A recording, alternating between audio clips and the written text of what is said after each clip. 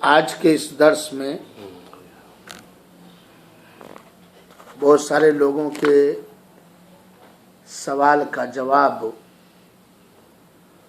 موضع پر مسح اور اس کی شرطوں کا بیان ہے۔ درس شروع کرنے سے پہلے دو باتیں خاص طور پر یاد دہانی کرانا چاہتا ہوں۔ پہلی بات تو اللہ تعالی کی وصیت جس سے قرآن بھرا پڑا ہے کہ ہر حال میں ہمیں اور آپ کو اللہ کا تقوی اختیار کرنا چاہیے، اور تقوی کا مطلب ہے اللہ کے حکموں پر چلنا اور اللہ تعالیٰ نے جن چیزوں سے روک دیا ہے ان سے بچنا، اپنے اور اللہ کے درمیان حفاظت اور بچاؤ کا انتظام کرنا، اور اللہ تعالیٰ نے متقی بندوں کے لیے، پرہیزگار بندوں کے لیے دنیا اور آخرت میں ہر طرح کی کامیابی اور نعمتوں کا وعدہ فرمایا ہے۔ اور اللہ تعالیٰ اپنے متقی بندوں کو زیادہ آزماتا ہے، اور بسا اوقات متقی بندوں کو اونچا رتبہ اور مقام دینے کی خاطر اللہ تعالیٰ بہت بڑی آزمائشوں سے دوچار کر دیتا ہے، جسے کمزور ایمان والے پریشانی سمجھتے ہیں، جیسا کہ نبیوں کی زندگی اور صحابہ کرام کی زندگی ہمارے اور آپ کے لیے عبرت اور نصیحت ہے۔ اللہ تعالیٰ ہم سب کو پرہیزگار اور متقی بنائے، اور اللہ تعالیٰ اپنے حدود کی پابندی کرنے کی توفیق عطا فرمائے، آمین۔ دوسری بات جو بڑی اہم ہے وہ یہ ہے کہ ہمارے رسول اکرم صلی اللہ علیہ وسلم نے اپنے عمل سے، اپنے فرمان سے ہمیں یہ تعلیم دی ہے کہ دنیا کے سارے مسلمانوں کی خیر خواہی کریں، اور سب سے بڑی خیر خواہی اس آدمی کے لیے جو کوئی مالی تعاون نہیں پیش کر سکتا، جسمانی تعاون نہیں پیش کر سکتا، دعا ہے۔ پیارے بھائیوں اور ساتھیوں، ہم سے اور آپ سے یہ بات ڈھکی چھپی اور پوشیدہ نہیں ہے کہ شام کے اندر، موصل اور حلب کے اندر، برما کے اندر، یمن کے اندر اور مختلف اسلامی ملکوں میں یا غیر اسلامی ملکوں میں یہود و نصارہ، رافضی اور شیعہ اور مجوس کی اولاد بھوکے کتوں کی طرح مسلمانوں کی جائیدادوں پر، ان کی عزت و ناموس پر، ان کی جان اور مال پر ٹوٹ پڑے ہیں۔ جب بھی کوئی مصیبت و پریشانی آئے تو ہمیں یہ بات یاد رکھنی چاہیے کہ اللہ ہم سب کا مولا ہے، مالک ہے، اور کافروں کا کوئی مولا نہیں ہے۔ اس لیے ہمیں اور آپ کو ایسے ناگزیر حالات میں اپنے اللہ تعالی سے سچے دل سے دعا کرنی چاہیے کہ اللہ تعالیٰ سنی مسلمانوں کی ہر طرح حفاظت فرمائے، اور ان کے دشمنوں کو اللہ تعالیٰ ہدایت دے یا ہلاک و برباد کرے، اور ایسی خبریں جو ہمارے لیے ناپسندیدہ ہیں جب ہم سنیں تو کہیں بھی اور یاد رکھیں، حسبنا اللہ نعم الوکیل نعم المولا نعم النصیر، کہ اللہ تعالیٰ ہمارے لیے کافی ہے، اللہ تعالیٰ مومنوں کے لیے کافی ہے، اللہ تعالیٰ پر ہر طرح کا توکل اور بھروسہ کرنے والے مومن بندوں کے لیے اللہ تعالیٰ کافی ہے۔ اور ساتھ ہی ساتھ ایسے حالات سے ہمیں عبرت حاصل کرنا چاہیے اور ہمیں اپنے گریبان میں منہ ڈال کر جھانکنا چاہیے کہ کہیں ایسا تو نہیں کہ ہمارے گناہوں کا اثر ہے یا ہمارے گناہوں کی وجہ سے بے گناہوں کو سزا مل رہی ہے۔ اللہ تعالی ہر ایک کو اپنے گناہوں سے توبہ کرنے کی توفیق عطا فرمائے، اور اللہ تعالی مسلمانوں کی، اسلامی ملکوں کی ہر طرح سے حفاظت فرمائے، اور اسلام و مسلمانوں کو اللہ تعالی قوت اور طاقت دے۔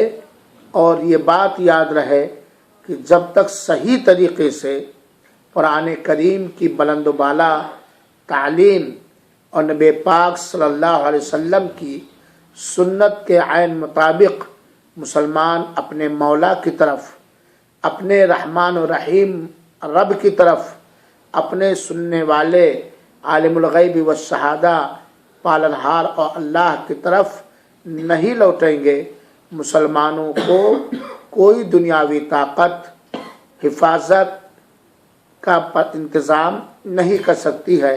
ہمیں اپنے گناہوں سے استغفار کرنا چاہیے، صدقات و خیرات کر کے، نیکیاں کر کے، نمازوں کے سجدوں میں، آخری تشہد میں، اور ان وقتوں میں جن وقتوں میں دعائیں خاص طور پر قبول ہوتی ہیں، مظلوم مسلمان بھائیوں کے لیے زیادہ سے زیادہ دعائیں کرنی چاہیے۔ دعا یہ مومن کی ہتھیار ہے، اور مظلوم مسلمانوں کی یہ سب سے مستحکم اور سب سے ٹھوس مدد ہے۔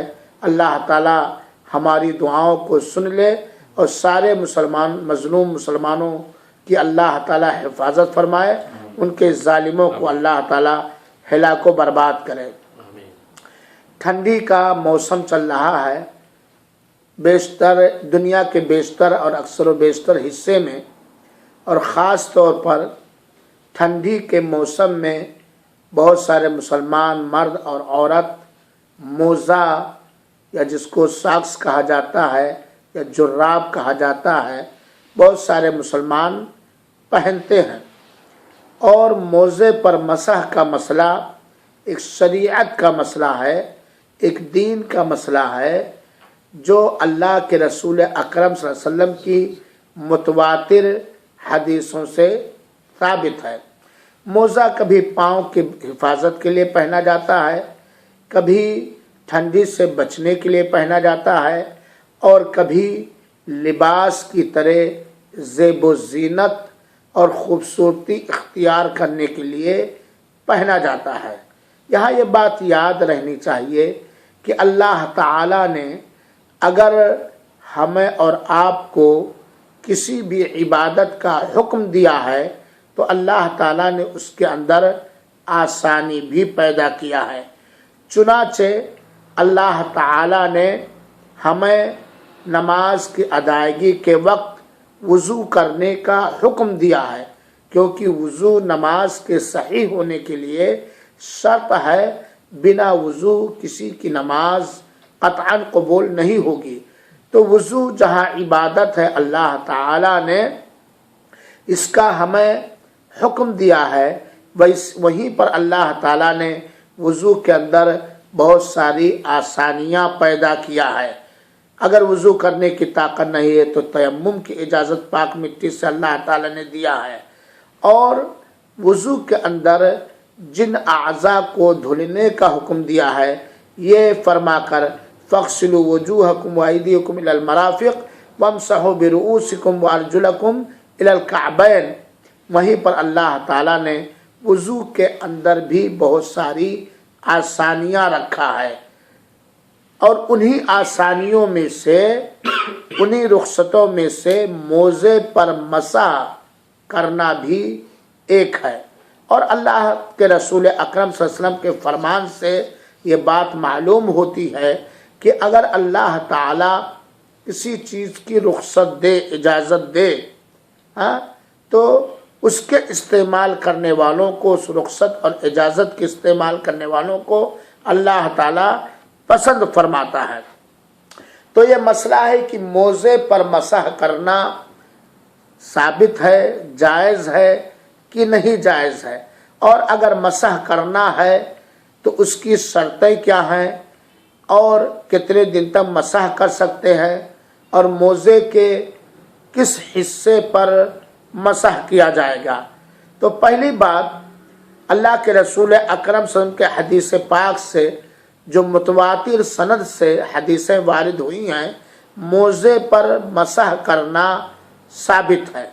بلکہ بہت سارے علماء کرام نے تو سورہ مائدہ کی آیت نمبر 6 سے بھی یہ دلیل پکڑا ہے کہ موزے پر مسح کرنا جائز ہے. پیر کو دھلنا ہے جب پیر موزے سے خالی ہو. پیر کو دھلنا ہے جب پیر پر کوئی موزہ یا جراب یا ساکس نہ ہو. اور اگر آدمی موزہ پہنے جراب یا ساکس پہنے تو اس پر مسح کرنا اللہ کے رسول اکرم صلی اللہ علیہ وسلم کے قول سے بھی ثابت ہے اور آپ کے عمل سے بھی ثابت ہے. دلیلیں آگے آ رہی ہیں. موزے پر مسح کرنے کی شرطیں کیا کیا ہیں؟ کچھ علماء نے 3 شرط دلیل کی روشنی میں اور کچھ علماء نے 4 شرط رکھا ہے. انہی شرطوں کے اندر موزے پر مسح کرنے کی دلیل بھی موجود ہے. پہلی شرط یہ ہے اگر کوئی شخص چاہے مرد ہو یا عورت پہنے ہوئے موزے پر مسح کرنا چاہتا ہے تو اس کی پہلی شرط یہ ہے کہ موزوں کو پاکی کے بعد پہنا ہو، طہارت کے بعد پہنا ہو. اور پاکی اور طہارت سے مراد یا یہاں پر پاکی اور طہارت کا مطلب یہ ہے کہ مکمل وضو کرنے کے بعد پہنا ہو. حد سے اصغر چھوٹی ناپاکی سے وضو کر کے پاکی حاصل کرنے کے بعد پہنا ہو تو اس موزے پر مسح کر سکتا ہے. مثال کے طور پر ابھی کسی نے مکمل وضو کیا اور وضو کرنے کے بعد اپنے ساکس اپنے موزے جراب کو پہنا تو اس پر مسح کر سکتا ہے. اللہ کے رسول اکرم صلی اللہ علیہ وسلم نے اجازت دی ہے. چنانچہ مغیرہ بن شعبہ رضی اللہ عنہ کہتے ہیں کہ میں رسول اللہ صلی اللہ علیہ وسلم کے ساتھ ایک سفر میں تھا اور غالباً یہ غزوہ تبوک سن 8 ہجری کا واقعہ ہے. غزوہ تبوک کے اندر کا واقعہ غزوہ تبوک سن 8 ہجری کے اندر ہوا ہے. کہتے ہیں مغیرہ بن شعبہ کہ میں اللہ کے رسول اکرم صلی اللہ علیہ وسلم کے ساتھ ایک سفر میں تھا. فَأَهْوَيْتُ لِأَنْزَعَ خُفَّيْهِ. اللہ کے رسول وضو کر رہے تھے. وضو کرتے کرتے جب پیر دھلنے کی باری آئی اور اللہ کے رسول اکرم صلی اللہ علیہ وسلم موزہ پہنے ہوئے تھے جس کو جورب بھی کہا جا سکتا ہے اور خف یہ چمڑے کا ہوتا ہے اور جورب یہ اون کا ہوتا ہے جو پیر پر پہنا جاتا ہے. تو اللہ کے رسول اکرم صلی اللہ علیہ وسلم موزہ پہنے ہوئے تھے تو کہتے ہیں فَأَهْوَيْتُ لِأَنْزَعَ خُفَّيْهِ. تو میں جھکا تاکہ آپ کے دونوں خف کو جو چمڑے کا تھا میں اسے نکال لوں. اور اس زمانے میں چمڑے ہی کا موزہ ہوا کرتا تھا. اس زمانے میں موزہ جو ہوا کرتا تھا اون کا کم بلکہ چمڑے کا زیادہ ہوا کرتا تھا. تو کہتے ہیں میں جھکا کہ میں آپ کے دونوں موزوں کو نکال لوں کیونکہ صحابی کیا جانتے تھے کہ پیر دھلنے جا رہے ہیں اللہ کے رسول، پیر دھلنے کے لیے موزہ نکالنا پڑے گا تو میں ہی نکال لوں، ہمارے آقا کو نکالنے میں کوئی تکلیف نہ ہو. یہ تھا خدمت کا جذبہ صحابہ کرام کے دلوں میں اور یہ تھی صحابہ کرام کے دلوں میں نبی پاک صلی اللہ علیہ وسلم کی عقیدت، محبت اور احترام. یہ تھی آپ کی عزت صحابہ کرام کے دلوں میں جو مخلصانہ انداز سے ان کے دلوں میں موجود تھے. تو مغیرہ بن شعبہ کہتے ہیں کہ میں جھکا کہ آپ کے دونوں خف کو دونوں موزوں کو میں نکال لوں. تو اللہ کے رسول نے کہا دعہما، ان دونوں کو چھوڑ دو، مت نکالو، دونوں موزوں کو مت نکالو. فَإِنِّي لَبِسْتُهُمَا طَاهِرَتَيْنِ، میں نے انہیں پاکی کے بعد پہنا ہے. میں نے ان دونوں موزوں کو کب پہنا ہے؟ پاکی کے بعد. پاکی سے مراد یہاں کیا ہے؟ وضو کرنے کے بعد پہنا ہے. میں نے ان دونوں موزوں کو وضو کرنے کے بعد پہنا ہے. وَمَسَحَ عَلَيْهَا اور اللہ کے علیہما اور اللہ کے رسول اکرم صلی اللہ علیہ وسلم نے اپنے ان دونوں موزوں پر مسح کیا. تو اس حدیث سے دو اہم مسئلہ ثابت ہوا. پہلا مسئلہ یہ ثابت ہوا کہ اگر کوئی آدمی اپنے خف یا جورب یا موزہ چاہے نائلن کا ہو، چاہے وہ سوت کا ہو، چاہے وہ کاٹن کا ہو، چاہے وہ چمڑے کا ہو، چاہے جس چیز کا ہو، اگر کسی شخص نے اپنے موزے کو، جراب کو وضو کرنے کے بعد پہنا ہے تو اس پر مسح کر سکتا ہے. تو یہ پہلی شرط ہوئی. وضو کرنے کے بعد پہنے تب بنا وضو کے آپ نے پہن لیا، یا آپ نے وضو کیا، وضو کرنے کے چند منٹ بعد آپ کا وضو ٹوٹ گیا پھر آپ نے پہنا، تب نہیں. وضو باقی ہے آپ کا، نہیں کہ وضو ٹوٹ گیا ہے تب. دوسری بات مسح علیہما سے یہ بات ثابت ہوئی کہ اللہ کے رسول نے ان دونوں موزوں پر کیا کیا؟ مسح کیا. اور یہ آپ کے ساتھ خاص نہیں تھا، جس سے پتہ چلتا ہے کہ موزے پر مسح کرنا بالکل ثابت ہے. اور یہ روایت صحیح بخاری کی ہے. صحیح بخاری کی حدیث ہے. کتاب الوضو کے اندر امام بخاری رحمۃ اللہ علیہ نے اس حدیث کو ثابت ذکر کیا ہے. تو اللہ کے رسول اکرم سے موزے پر مسح کب کیا؟ طہارت کے بعد. جب طہارت کے بعد آپ نے انہیں پہنا ہوا. تو یہ پہلی شرط ہے. دوسری شرط یہ ہے کہ مسح اسی ٹائم میں کر سکتا ہے، اسی مدت میں کر سکتا ہے جس مدت کو شریعت نے ثابت کیا ہے. یعنی مسح کرنے کے لیے جو شریعت نے مدت، ٹائم متعین کیا ہے، فکس کیا ہے، انہی وقت میں مسح کر سکتا ہے. اور موزے پر مسح کرنے کی مدت کیا ہے؟ اگر مقیم ہے، جیسے ہم لوگ آسا میں ہیں تو کتنا؟ 1 دن اور 1 رات. مقیم کے لیے 1 دن اور 1 رات. اور مسافر کے لیے 3 دن اور 3 رات. مسافر کے لیے 3 دن اور 3 رات. اور اس سلسلے میں ایک نہیں کئی حدیثیں موجود ہیں. اللہ کے رسول اکرم صلی اللہ علیہ وسلم نے فرمایا ہے کہ مختلف حدیثیں ہیں کہ مقیم کے لیے 1 دن اور 1 رات اور مسافر کے لیے 3 دن اور 3 رات. یہ اللہ کے رسول اکرم صلی اللہ علیہ وسلم نے اس کو متعین کر دیا ہے. لیکن یہ 1 دن اور 1 رات کب سے شمار کیا جائے گا، یا 3 دن اور 3 رات کب سے شمار کیا جائے گا، یہ سمجھنا ضروری ہے. بہت سارے لوگ یہ سمجھتے ہیں کہ جب سے پہنا اسی وقت سے 1 دن 1 رات 24 گھنٹہ یا 72 گھنٹہ 3 دن اور 3 رات شمار کیا جائے گا. بات ایسی نہیں ہے. جیسا کہ شیخ ابن عثیمین نے بیان کیا ہے کہ 1 دن اور 1 رات یہ مدت کی شروعات کب سے ہوگی؟ وضو کرنے کے بعد موزہ پہنا اور وضو اس کے ٹوٹنے کے بعد جب پہلی بار مسح کیا اس وقت سے مدت شروع ہوگی. مثال کے طور پر کسی نے فجر کی نماز کے لیے وضو کیا اور اپنے ساکس کو، اپنے موزوں کو پہنا فجر کی نماز کے لیے، اور یہ فجر کا وضو جو اس نے کیا تھا کب ٹوٹا؟ 12 بجے دن میں. کب ٹوٹا؟ 12 بجے دن. مثال میں دے رہا ہوں. لیکن اس نے وضو کب کیا؟ 3 بجے دن میں، جس وضو پر اس نے کیا کیا؟ مسح کیا. فجر کی نماز کے بعد پہنا تھا. پہلا وضو کب ٹوٹا؟ 12 بجے دن میں. اصغر صاحب کو سونے دیجیے. وہ بھیڑیے کی طرح آنکھ بس خالی سو رہے ہیں، جیسے لانگ ڈرائیور چلنے والا، وہ آنکھ کھلی رہتی ہے اور وہ سویا ہوا ہوتا ہے، ایکسیڈنٹ ہو جاتا ہے. ٹے لگا کے بیٹھیں گے تو ہوگا ہی.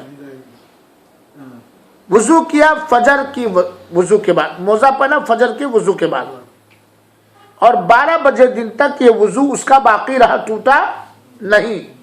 کب ٹوٹا؟ 1 بجے، 1 بجے ٹوٹا مان لیا۔ 1 بجے کے بعد اس نے دوبارہ 3 بجے وضو کیا، پہلا وضو یہ ہوا کہ نہیں ہوا؟ اس وقت جو مسح کیا وہاں سے مدت شروعات ہوگی۔ تو اگلے دن مقیم ہے، اگلے دن 3 بجے تک 3 بجے تک کر سکتا ہے، فجر تک نہیں، اگلے دن 3 بجے تک، یعنی موزہ پہننے کے وضو کر کے موزہ پہننے کے بعد جب پہلی بار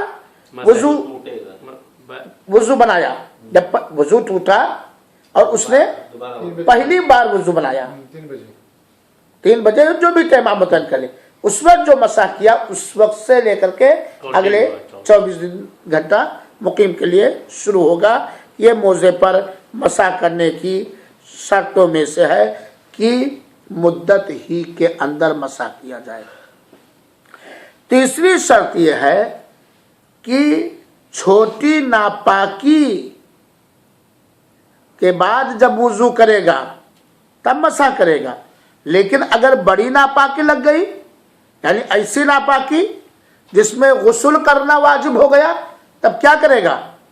تب پھر سے موزے کو نکالے گا، موزے کو نکال پھر سے وضو کرے گا، موزے کو تب وہ نکالے گا، یعنی چھوٹی ناپاکی کے بعد جب وضو کیا ہے نا، لیکن اس سے بڑی ناپاکی لگ گئی، یہاں تک کہ غسل احتلام ہو گیا یا حیض آ گیا یا نفاس آ گیا یا بیوی سے ہم بستری کیا وغیرہ وغیرہ جس میں غسل واجب ہوتا، ہاں، تب اسے موزے کو نکالنا پڑے گا، کیونکہ اس کے اندر کیا کرنا ہے؟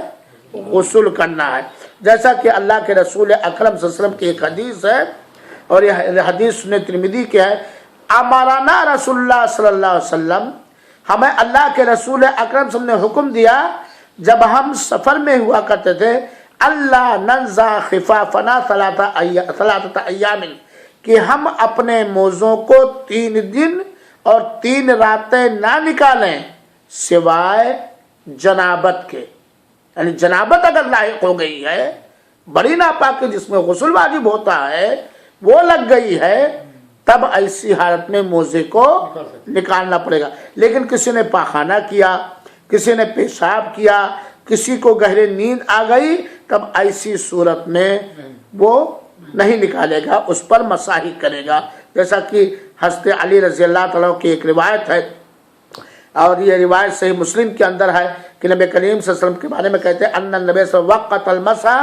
یوما ولیلۃ للمقیم، اللہ کے رسول نے مدت متعین کر دیا موزے پر مسح کرنے کے لیے، مقیم کے لیے 1 دن اور 1 رات، اور مسافر کے لیے 3 دن اور 3 رات، اور یہ صفوان رضی اللہ عنہ کی روایت ہے۔ تو یہ تیسری شرط ہے۔ پہلی شرط کیا ہے بتائیے؟ وضو کے بعد پہنا۔ دوسری شرط کی مدت ہی کے اندر ہو سکتا ہے، مسح کر سکتا ہے، مقیم کے لیے 1 دن اور 1 رات، مسافر کے لیے 3 دن اور 3 رات۔ اور تیسری شرط یہ ہے کہ حدث اصغر یعنی چھوٹی ناپاکی کے بعد اگر بڑی ناپاکی لگ گئی جنابت، تو اسے غسل کرتے وقت اسے نکالنا ہی پڑے گا۔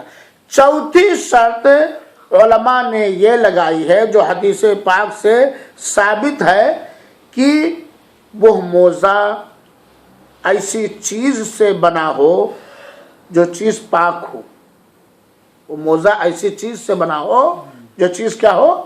پاک ہو، یعنی مردار کے چمڑے کا نہ ہو، مردار کے چمڑے کا نہ ہو، یا ان جانوروں کے چمڑے وغیرہ کا، یا ان جانوروں کے بال وغیرہ کا نہ ہو جو جانور کیا ہے؟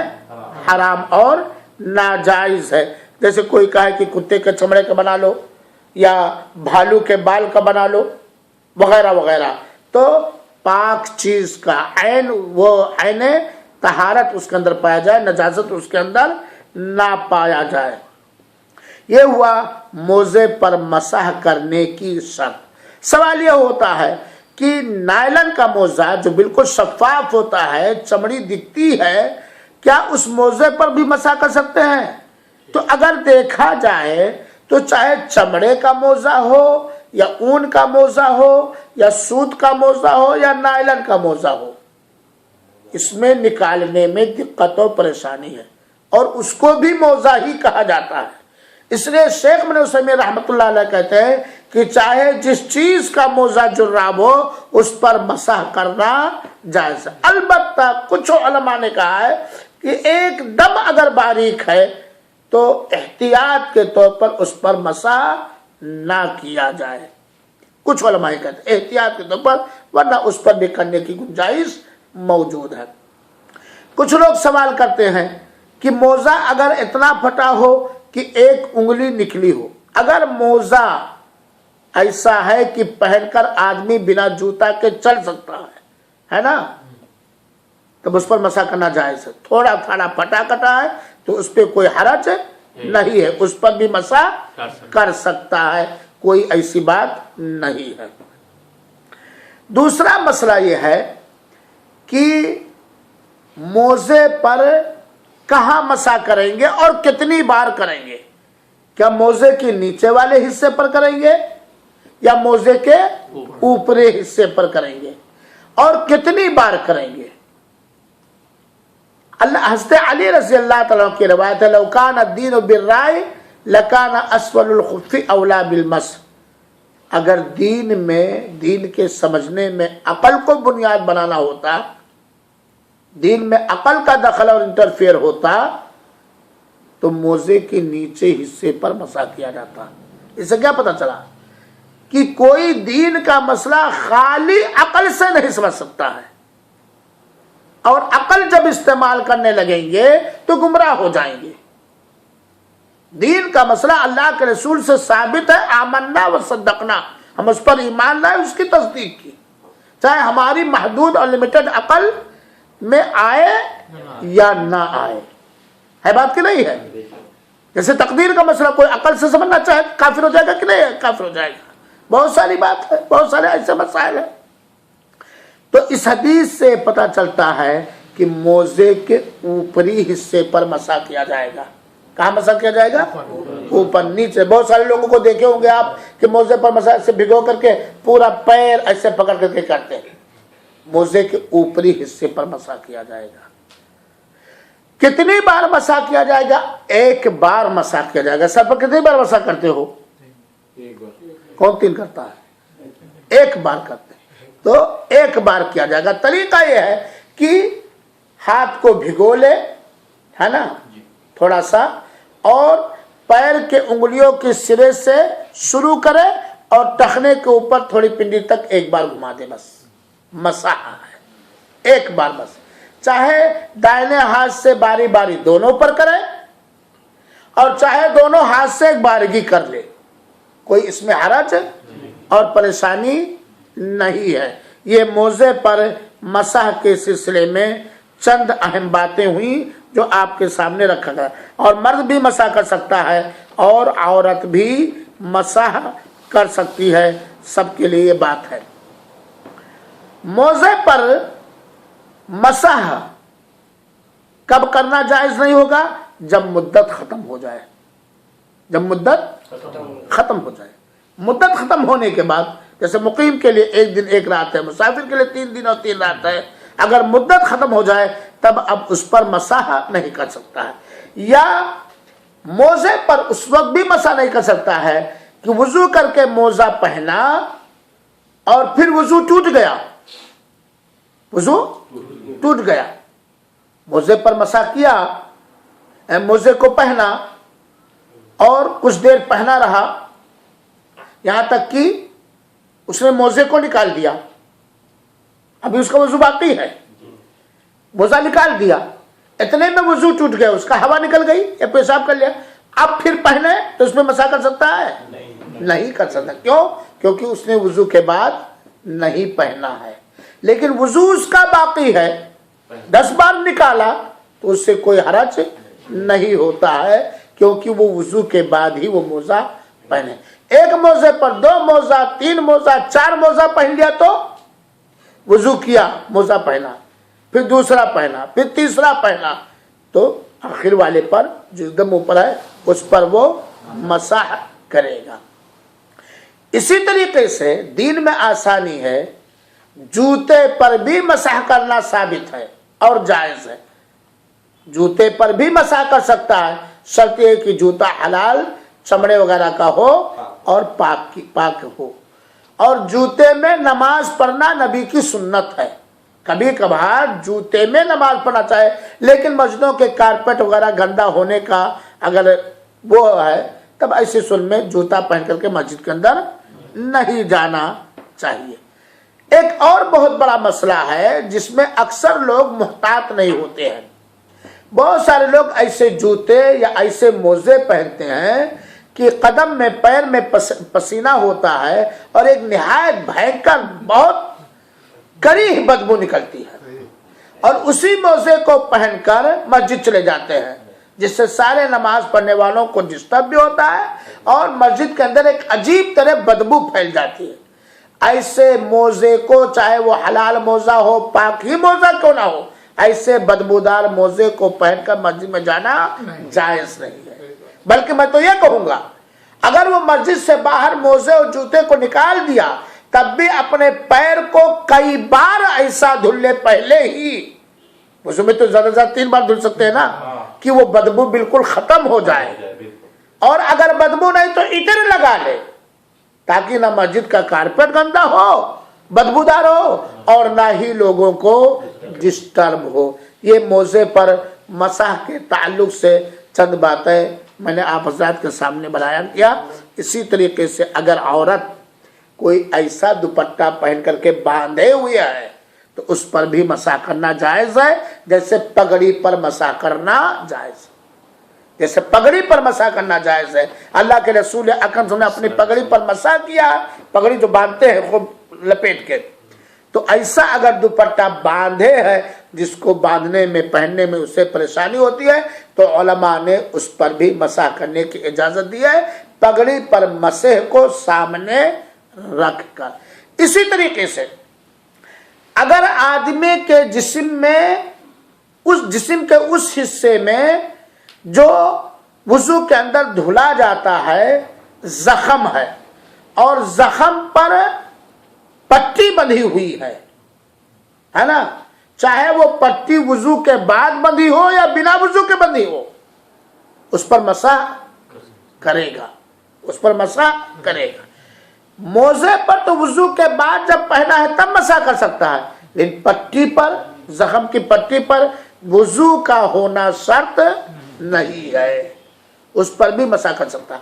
इसी तरीके से आदमी के उस हिस्से, जिस्म के उस हिस्से पर जख्म है, अगरचे पट्टी नहीं बंधी है, पट्टी नहीं बंधी है, लेकिन जख्म है, और जख्म पर पानी लगने से जख्म के बढ़ने का खतरा, तो अगर मसाह कर सकता है तो हल्का मसा कर लेगा, वरना उस हिस्से को ना मसा करेगा और ना उस हिस्से को धुलेगा, क्योंकि दीन के अंदर आसानी है। ये चंद मसाइल हुए जो मैंने बतलाना मुनासिब समझा।